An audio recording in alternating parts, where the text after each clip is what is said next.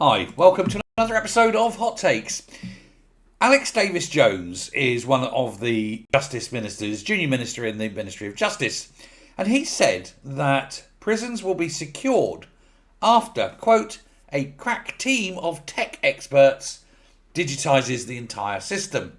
Well, given this is the government, I expect it'll be ready by about 2033 at about 12 times the cost, and it won't work properly anyway. So, when Lammy says he has got the strongest release checks to ever be in place, well, it kind of think, no, he hasn't. Because if that was the case, then you wouldn't need to upgrade them, would you? This was after Cabato's release, which was the first of the three that were accidentally released. Then two more were released. So much for the strongest possible checks in place. Now, his Deputy Prime Minister's questions yesterday, wow, weren't they awful? It was horrifying. It was shockingly bad. It was a disaster class, as I've heard it described. Two more prisoners, it was announced, had been accidentally released. And he wouldn't talk about it, he wouldn't answer any questions about it because it was so humiliating for the fat oaf.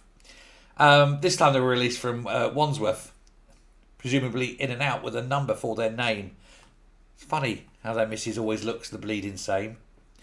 But Davis-Jones, this idiot minister from the Department of Injustice, told Sky News that, quote, we are trying to get to the bottom of this. Well, I think not letting people out is probably the easiest thing to do.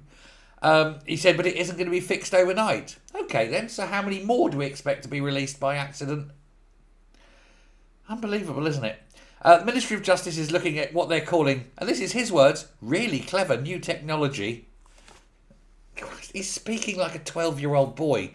You know, go through his pockets. What's he got? Catapult? Ball of string? You know?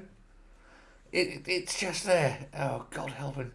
They're talking about all these things in the future, of course, but none of this is helping old fat Lammy now, is it? He's sitting there and watching and waiting for the next one to be released.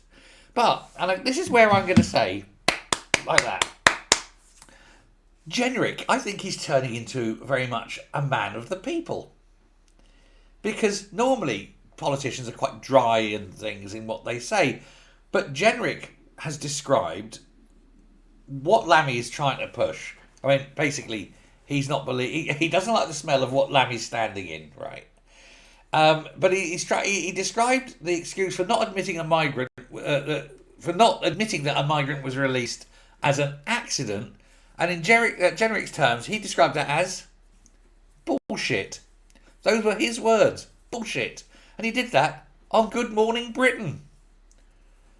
Mind you, the Met have said that as well, but it's just nice and refreshing to see a politician, the next leader of the Conservative Party, looking at something that Lammy has done and saying, bullshit. Because we all know it is. It's just nice to have someone cool enough to say it.